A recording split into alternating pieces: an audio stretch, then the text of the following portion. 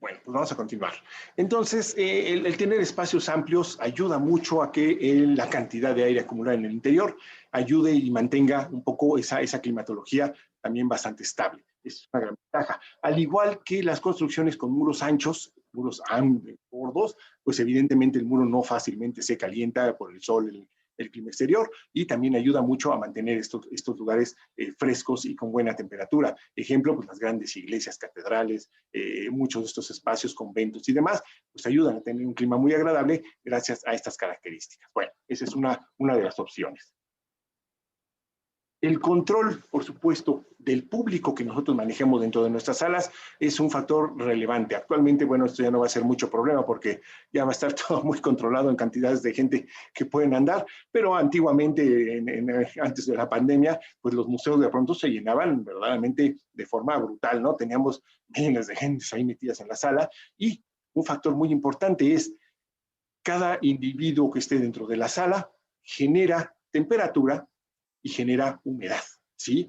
Y cuando se acumula demasiado gente dentro de una habitación, dentro de una sala de museo en este caso, pues evidentemente la cantidad de humedad y temperatura se disparan, pero se disparan rapidísimo, brutalmente. De repente, se dispara, y si nosotros tenemos una humedad muy agradable ahí, muy controladita, 40%, bien controlada, de pronto nos llega, así como esta foto de aquí abajo, esta masa enorme de multitud de personas, de pronto se dispara, y de pronto ya tenemos 60% de humedad, ya se disparó la temperatura y por supuesto todos nuestros objetos que estén ahí adentro comenzarán a sufrir un efecto de expansión y cuando la gente se vaya y eso vuelva a caer, pues de contracción. El control de la cantidad de gente que accede a una habitación dentro de un museo deberá o debería de ser medianamente controlada para evitar precisamente estos efectos de alteración. Sí, hay museos que sí lo manejan, hay museos que sí limitan y dicen, nada más pueden pasar 20, otros 20 y poco a poco, y pues hay gente que se enoja, y, ay, ¿por qué? ¿Por qué? Bueno, pues un poco por estos motivos, ¿sí? Y por otros de seguridad, pero uno de los factores viene siendo esta posibilidad. Bueno, ¿cómo podemos también controlar el clima interior dentro de una sala de museo? Pues viene siendo con tecnología, aparatos. Desafortunadamente, estos aparatos pues, requieren, primero que nada, una inversión fuerte. Y a diferencia del proceso de aprovechamiento de la misma arquitectura, todos estos aparatos requieren mantenimiento y requieren incluso renovación, ¿sí? Cada determinados tiempos. No son eternos, no van a estar para siempre. Y un error o una situación que se presenta mucho en algunos museos es que al momento de la creación del museo, la inauguración y todo el show y todo el espectáculo, pues se brinda presupuesto para llevar a cabo todo. Le ponen sistemas, en este caso, aire acondicionado a todas las salas, muy bien. Y conforme van pasando los años, 5, 10, 15, 20 años, comienzan a fallar los aparatos, se empiezan a afectar y resulta que el museo pues ya no tiene el mismo presupuesto cuando inició. Hay museos que sí, a lo mejor mejoran, pero hay muchos que no, una gran cantidad de los que empiezan a perder un poco esa importancia o ese efecto de resultar útiles para el político, el momento histórico, lo que ustedes quieran, y les retiran presupuestos, ya no les alcanza y se mueren los aparatos y entonces, pues así, para lo que sirvieron, ¿no?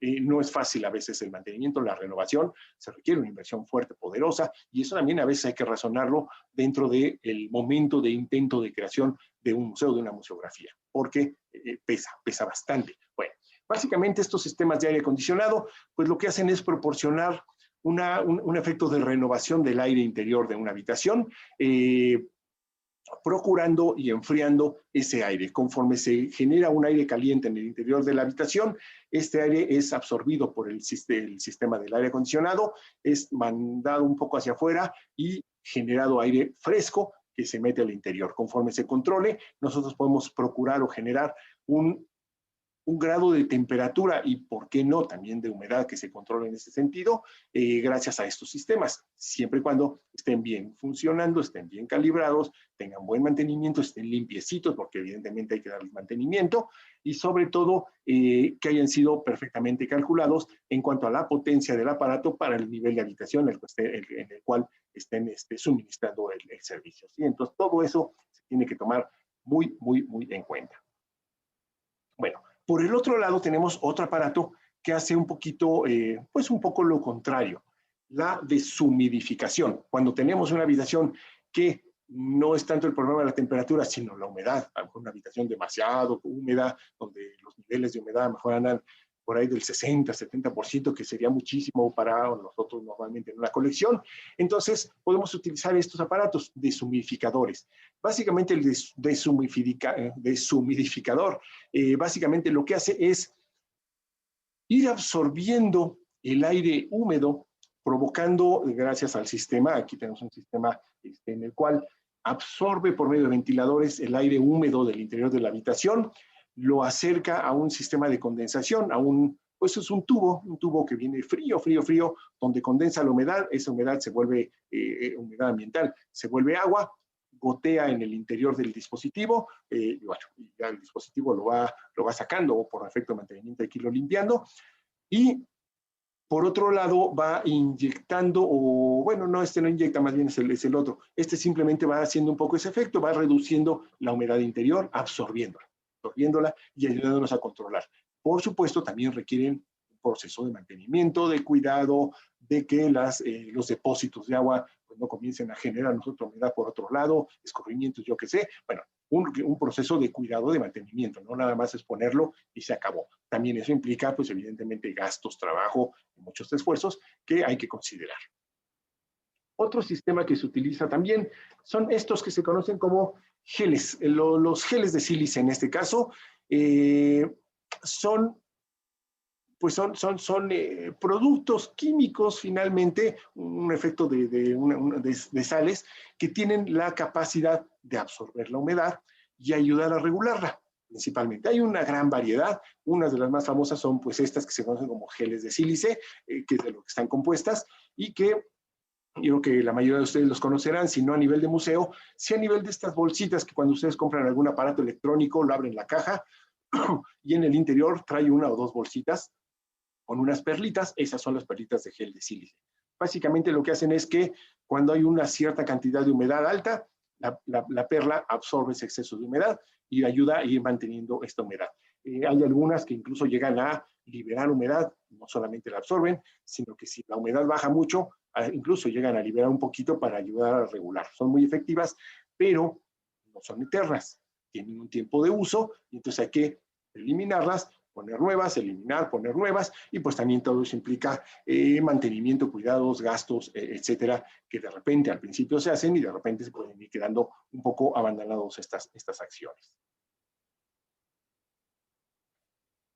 Ahora bien, si nuestro ambiente, por el contrario, no está húmedo, sino que está seco, y de pronto decimos, ¡ay!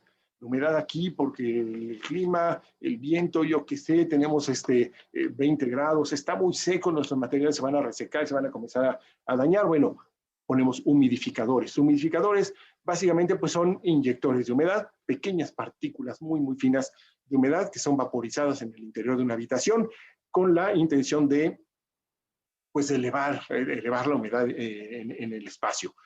Básicamente, que yo conozca al menos, los hay de dos tipos. Unos son por temperatura, que es como el que tenemos aquí, en donde básicamente pues, un sistema de calor va calentando un poquito la humedad interior del aparato y por medio de ventiladores lo extrae, lo saca. Hay algunos que por su puro son en frío, solamente el puro sistema de ventilación eleva pequeñas partículas de agua y las extrae. Y hay otros que se les conoce como déjenme ver, no, este de acá, que son de ultrasonido. Básicamente es igual un dispositivo con agua en lugar de temperatura. Tienen un dispositivo con estas como laminitas que vibran a alta velocidad por efecto de ultrasonido y al vibrar hacen que el agua se eleve, digamos, en el aire por un efecto de formación de micropartículas que flotan. Y entonces eso genera también un ambiente de mayor humedad. Y eso ayuda, pues, a elevar la humedad y también a ir teniendo controles. Estos son un poco latositos porque habrá que ponerlo. Por supuesto, requieren cuidado, mantenimiento, inversión, todo eso. Pero sobre todo, hay que estar muy pendientes porque si a lo mejor lo aplicamos demasiado, pues sí, elevamos la humedad, pero a lo mejor más de lo que queríamos. Y el gran inconveniente con este tipo de dispositivos, tanto el deshumidificador como el humidificador, es que el controlar para tener una humedad siempre estable significaría estar muy pendientes, estar midiendo y decir, ya llegó a 40, bueno, apágalo. Oye, ya se bajó, préndelo.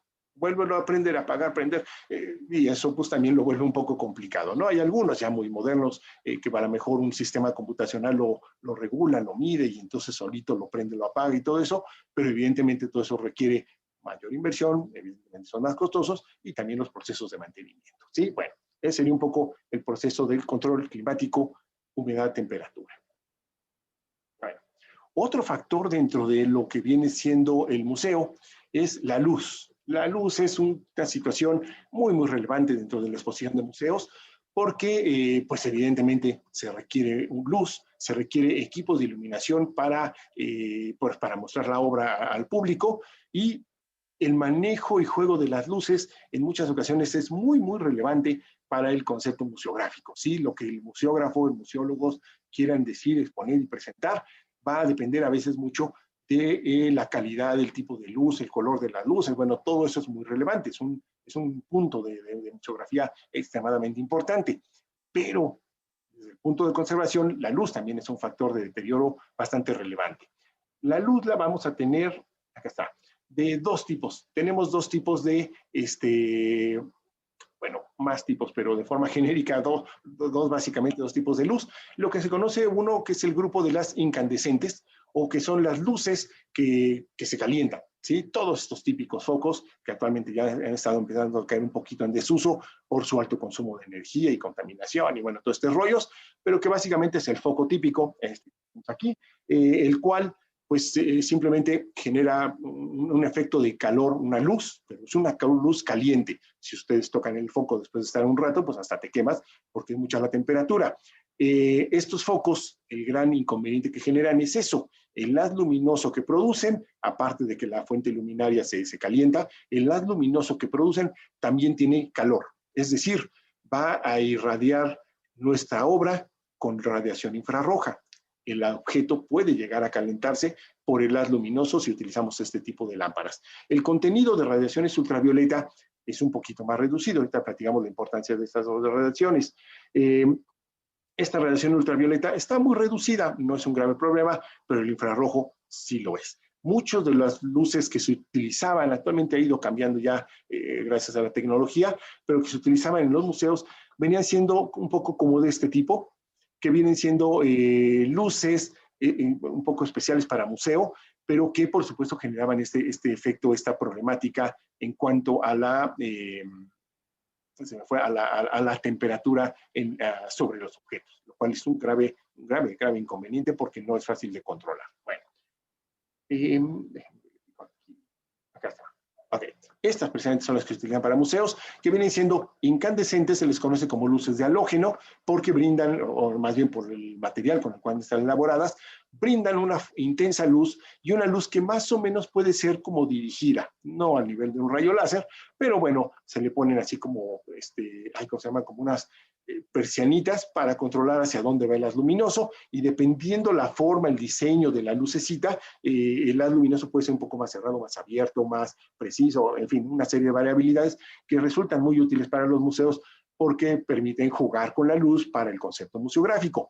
Más sin embargo, pues son luces incandescentes, ¿sí? Generan un grado de temperatura. Algunas de ellas llevan un dispositivo en ocasiones, en la parte de atrás, en esta foto no lo traen, pero traen como un dispositivo que viene siendo una especie como de filtro que ayuda a que conforme se genera la luz, ese dispositivo absorbe la temperatura, por supuesto se calienta horriblemente, y manda esa temperatura hacia atrás de la lámpara, favoreciendo que el haz luminoso no esté tan caliente o incluso si no llega a estar completamente frío, al menos su cantidad de calor se vea reducida. Y eso, bueno, resulta muy útil.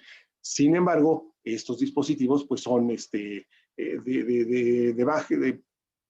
de amplia caducidad, digamos, no duran demasiado tiempo, te duran un cierto tiempo, unas horas de vida, bastantitas, pero no eternas, y entonces hay que cambiarlas y cambiarlas y cambiarlas. Y cada foco no es muy barato, hay que estarlos modificando y poniendo y poniendo y poniendo cada vez que se funden o se afectan, y todo eso implica un gasto fuerte, también importante, relevante.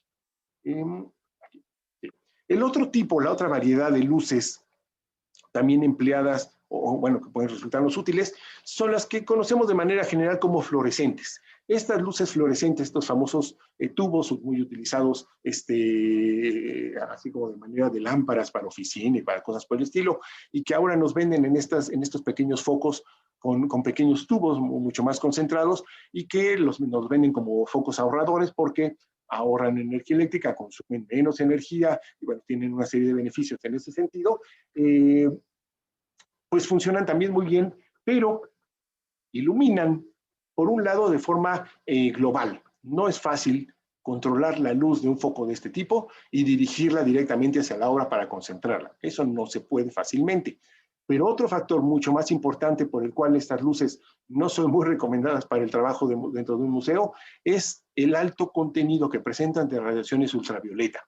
Esta radiación ultravioleta la generan ampliamente, casi son luces de radiación ultravioleta. Es muchísimo lo que emiten y esta radiación ultravioleta es extremadamente dañina para los objetos. Nosotros tenemos que tener mucho cuidado con estos. En ocasiones, cuando se llegan a utilizar, se utiliza o se pone un filtro que absorba la radiación ultravioleta emitida por la lámpara para que la radiación no llegue directamente al objeto. Pero al igual que todos los materiales, estos filtros no duran, no estoy seguro cuánto tiempo duran, pero no duran demasiado y entonces hay que estarlos cambiando. Pones tu filtro, dura a lo mejor 1, 2, 3, 4 meses, lo quitas y pones otro, y pones otro, y pones otro, y pones otro. Si no se hace ese cambio, el filtro deja de funcionar y ese es un factor muy común, muy relevante en muchos museos que ponen sí sus lámparas estas porque iluminan general, a lo mejor les agrada el tipo de iluminación que provoca, etcétera. Le ponen su filtro, sí, pero a lo mejor comienza a pasar el tiempo y a lo mejor la gente que se encarga del área ni siquiera sabe que hay un filtro, ni siquiera sabe que tiene que cambiarlo y de repente pues ya no hay filtro y la lámpara está afectando seriamente al objeto que se está exponiendo. ¿Sí? Entonces hay que tenerle mucho cuidado. David, Dime, el tipo de filtro que usan para esto, o sea, ¿está cerca de del foco o se pone, no sé, o es algo que va pegado en las vitrinas o cómo son esos filtros? los que yo conozco, Pati, son una especie como de, como una calcomanía, pensemos, como una mica, que, no sé, pensemos, se pone la vitrina, le ponen sus lámparas, generalmente pues le ponen un difusor, un cristal o algo, y sobre ese, entre la lámpara y el objeto en esa sección, le meten el filtro para que la luz atraviese por medio del filtro. Sí, entonces el filtro absorbe la radiación y la luz pasa un poco más pura, más limpia, sin menos afectación. Pero si el filtro caduca, pues la luz comienza a pasar completa y ya no sirvió de nada. Sí. Ok. Gracias. Sí, Pati.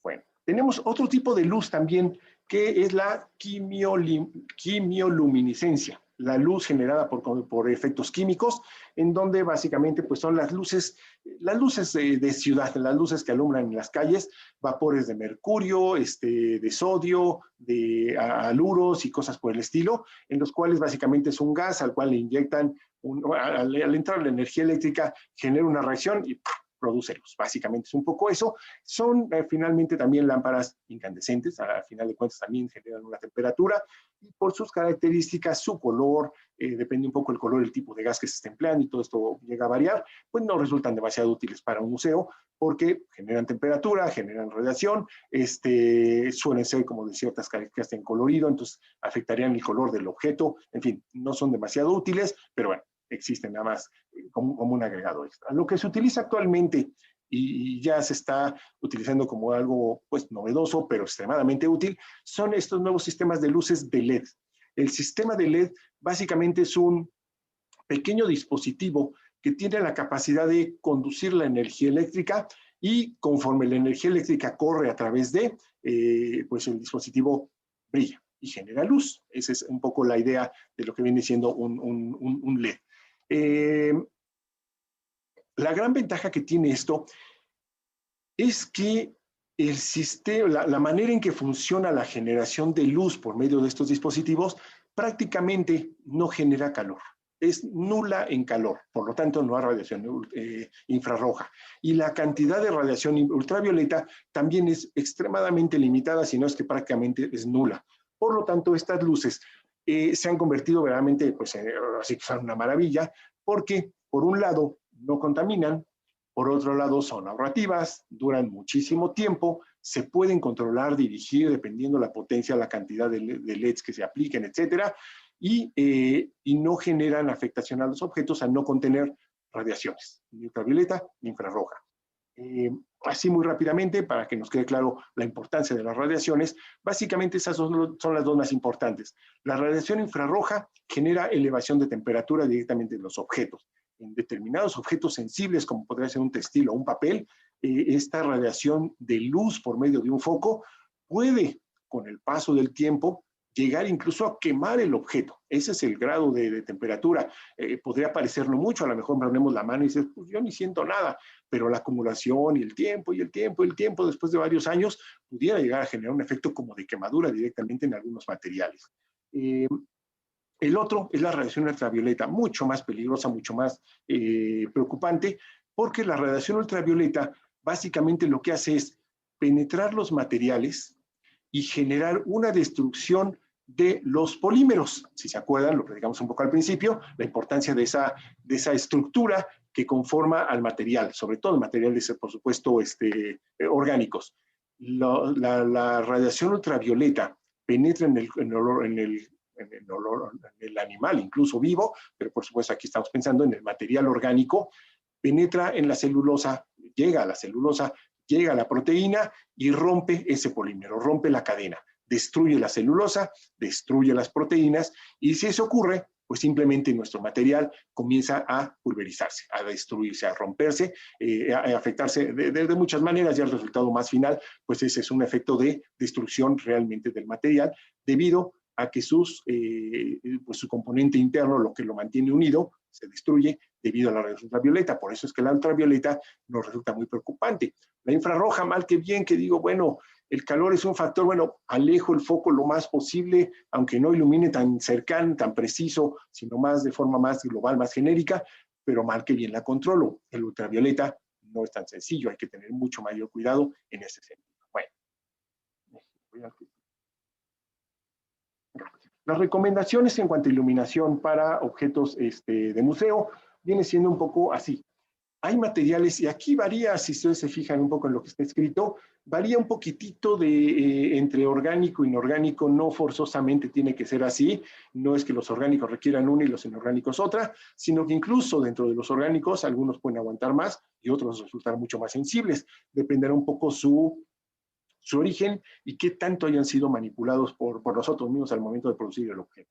Entonces tenemos que para cerámica, piedra, metal, incluso madera, para temples, para el cuero, sí, el cuero natural, el cuero sin ningún tipo de color, pintura ni nada por el estilo, lacas orientales, entre algunos ejemplos, requerirán un máximo de 150 luxes por metro cuadrado, ¿sí? ¿Cómo determinamos esto? Con este aparatito que tiene aquí esta persona, que es un luxímetro, y que nos ayuda a determinar cuánta es la luz que está incidiendo directamente sobre el objeto. En el caso de los materiales sensibles, como son tejidos, textiles en general, acuarelas, tapices, grabados, dibujos, manuscritos, todo lo que es papel, colecciones de historia natural, materiales orgánicos, animales disecados y todo este tipo de cuestiones, ejemplares botánicos, todo ese tipo de material que resulta muy sensible, con un máximo de 50 luxes. Entre menor cantidad de luz pongamos, mejor, de forma genérica, eso será lo mejor. Aunque aquí diga 150, si yo puedo manejar menos, pues que ideal, igualmente 50, si yo puedo reducirle, mejor aún. En algunos museos incluso podríamos tener la opción, la posibilidad de que existieran en donde hay elementos muy sensibles y por supuesto además muy valiosos, tenga un sistema de iluminación temporal, es decir, baja iluminación, por supuesto, pero que solamente se encienda cuando haya un visitante. Si no hay nadie, ningún visitante que está accediendo y nadie está viendo las obras, el sistema esté apagado y cuando entre una persona se encienda y tengamos esta posibilidad de reducir la cantidad de incidencia de luz sobre el objeto. La luz es pesada, es importante en su relación con los objetos.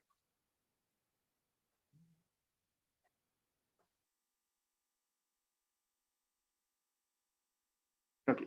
Otro factor muy importante, muy necesario dentro de las actividades de museo es la de prevenir los siniestros, ¿sí? Nosotros tenemos que ser muy cuidadosos. Aquí, bueno, dentro de los factores físicos me brinqué el viento, porque dentro de una sala de museo, teóricamente, pues el viento no va a ser factor. Si hablamos de zonas exteriores, bueno, ahí sí la cosa cambia porque la erosión y todo eso son factores verdaderamente importantes que van a afectar mucho, pero bueno, ya no hablamos directamente del museo, sino ya de condiciones externas, donde pues la cosa se complica importantemente y ya requiere trabajo muy amplio de especialistas para resolverlo. Pero bueno, dentro del museo, la prevención de siniestros, el evitar que los objetos sufran algún tipo de afectación debido a, literalmente, el descuido, ¿sí? Mientras existan controles, cuidados, las cosas estén bien hechas, haya mantenimiento, haya supervisión de colecciones del mismo museo, de los funcionamientos y todo, teóricamente en gran medida estamos un poco resguardados. Siempre existe la posibilidad de que algo ocurra, pero si todo está muy bien cuidadito, las posibilidades se reducen bastante. Dentro de estos siniestros, tenemos precisamente los incendios. Los incendios son uno de los más graves afectaciones para el patrimonio cultural, porque prácticamente los restauradores podemos llevar a cabo acciones de rescate, de recuperación de objetos, casi en cualquier afectación que tengan. Que si está bajo el agua, que si se le cayó el edificio, que si lo picotearon, lo balearon, le pusieron una bomba, todo eso pudiéramos llegar a rescatarlo, pero si se quemó, si se achicharró, sí, ahí sí ya, pérdida total. No hay manera absolutamente ninguna de que podamos llevar a cabo un rescate. Básicamente, pues el incendio puede provocarse por muchos factores, la gran mayoría de las veces por descuidos, faltas de cuidado, mantenimiento y demás, sobre todo en lo que viene siendo los sistemas electrónicos, eléctricos de un museo, cableados, cosas por el estilo. Teóricamente en los museos no se permite el uso de flamas, más que en las áreas, por ejemplo, de cocina. Si el museo posee algún sistema de servicios de cafetería y demás, ahí es un punto de riesgo, hay que tener mucho cuidado en esas secciones que estén relativamente alejadas de la zona de colecciones para prevenir cualquier accidente, cosas por el estilo. Pero bueno, este es uno de los principales factores. La gran mayoría de los incendios que yo recuerdo en museos, iglesias, catedrales, etcétera, casi siempre se han debido a cortocircuitos en el cableado eléctrico que no está protegido, no está cuidado, etcétera. Todo ese es uno de las principales causas. Básicamente una de las maneras de protegernos de ello, por supuesto, es el cuidado del mantenimiento, pero bueno, conocer muy bien también el personal del museo, sobre todo si existe un sistema de, ¿cómo le llaman?, de separación de funciones dentro del museo, los departamentos dedicados o enfocados en el cuidado de las colecciones deben conocer muy bien el sistema de qué hacer en caso de un pequeño incendio. Ya cuando es un incendiote, bueno, ahí sí ya pues salir corriendo, huir y se acabó. Pero si es algo que está pequeño, que está iniciando alguna cuestión, ver la posibilidad de que el personal, determinado personal, tenga la capacidad y conocimiento para utilizar pues lo que son los aparatos extintores. Y desafortunadamente en cuestiones de arte, no cualquier extintor nos va a funcionar. Hay una cierta gran variedad. Aquí muy brevemente tenemos de la clase A, B y C, bueno, hay uno D, que son de agua, de arena, de polvos químicos, de gases. Hay diferentes tipos de extintores. Estos aparatos o estos extintores, básicamente la función que cumplen es la de sofocar la fuente de incendio para que eso se apague finalmente. Bueno, el problema es que la mayoría de estos, los de espuma, los de gases, los de arena, tierra y agua, ya ni se diga, si son aplicados directamente dentro de un museo, sobre la obra que queremos proteger, lo más seguro es que por un lado se quemó y por otro lado la destruimos por medio del sistema de extinción de fuegos. El polvo, el agua, ni se diga. Imagínense ustedes lo que les guste, una escultura, una pintura, que está dentro de un incendio, a lo mejor no se ha quemado, pero el calor interior ya la calentó, está bien caliente, y llegamos de repente y le echamos agua, pues el cambio brusco de temperatura entre el calor que tiene y el enfriamiento con el agua, pues la colapsamos, se quiebra, se rompe, se le cae toda la pintura y acabamos con ella, por ejemplo, ¿sí? Es muy común que esto ocurra. Entonces, los sistemas de museo requieren extintores especiales. Generalmente, déjenme ver aquí, creo que tengo otra foto. Aquí está, sí. Antiguamente se utilizaba extintores de tipo halón se les llamaba, que básicamente eran una especie de gas que llegaba y sofocaba el fuego. Sin embargo, y no dañaba los objetos. Sin embargo, el gas halón es altamente contaminante, afecta fuertemente a lo que es la capa de ozono, y entonces, pues evidentemente comenzó a ser relegado. Actualmente ya hay algunos otros sistemas de extintor, que sustituyen a este gas halón. Y, yo lo había escrito, había un nombre específico, déjenme un segundo.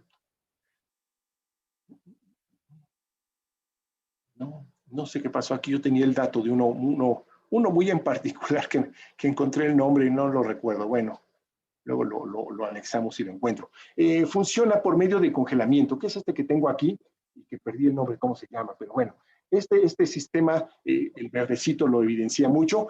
Básicamente es un sistema de sofocar el fuego debido a un efecto de congelamiento. Es un gas que lo que hace es, un poco como está aquí el señor aplicando, se aplica, cae, sofoca la flama, cae sobre la parte, digamos, generadora del fuego y lo sofoca por enfriamiento. Y entonces asegura en gran medida que se apague el fuego, que el objeto no sufra ningún tipo de afectación y, por supuesto, en comparación al halón, no causa daños ambientales. Sí, este es uno nuevo, es medio novedoso, no está tan difundido aún quizá en todos los museos, pero bueno, es un sistema que pudiera llegar también a funcionar.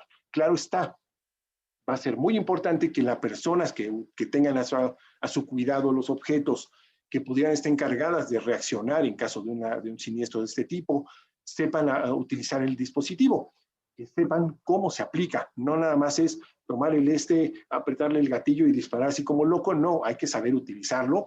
Para ello se toman cursos, hay cursos especializados que normalmente los bomberos creo que los imparten o Protección Civil, para explicar cómo es que funciona el aparato. De forma genérica, el disparo, digamos, debe ir dirigido no a las flamas, como normalmente uno lo pensaría, sino a la base de la flama, porque lo que queremos es saturar la fuente de incendio del producto químico o el producto que estamos nosotros emitiendo, para que pierda el oxígeno y por lo tanto se apague la flama. Sí, un poco bien diciendo un poco el funcionamiento. Bueno, otro problema grave que también a veces enfrentamos son las inundaciones. Las inundaciones, ahora sí que es un tema que es difícil de controlar, o sea que ahí sí no puedes decir, es que el conservador, restaurador del museo no tuvo las precauciones y el museo se inundó. Bueno, no es una acción que pueda fácilmente tomar, pero sí prevenir. Tenemos que tener, primero que nada, el mantenimiento, desasolvar coladeras, desagües, cuidar mucho las azoteas, mantener una limpieza genérica, si no por parte del restaurador, bueno, sí, de la parte que le corresponda de mantenimiento del museo, y verificar que no haya posibilidades de encharcamientos, penetraciones de agua, goteos, absorciones, nada de ese tipo de cuestiones. Si viene de afuera, el museo debe prevenir muy bien y debe conocer el área geográfica en la que se encuentra. Si se encuentra en un lugar donde es frecuente las lluvias intensas, es frecuente que el área tienda a inundarse o a acumularse grandes cantidades de agua y cosas por el estilo, bueno, el museo debe prevenir esto y entonces tomar muy en cuenta para evitar que sus colecciones estén expuestas en peligro. Es decir, no las va a poner en el sótano, no las va a poner en primera planta, va a prevenir, estar preparado para que en caso de su obra no le pase nada. A lo mejor el museo se inunde, se manche, se ensucie, pero la obra está protegida. Eso cuenta mucho, eso es muy, muy relevante. Muchos museos tienden, por cuestiones de espacio y condiciones, a mandar todas sus colecciones a una bodega en los sótanos de los museos. Y si ya va a haber una inundación, pues lo primero que se inunda, que se pierde, pues son precisamente los sótanos. Entonces a veces hay que entender muy bien todas esas cuestiones y razonar muy bien dónde conviene, abajo, arriba, etcétera, ¿sí?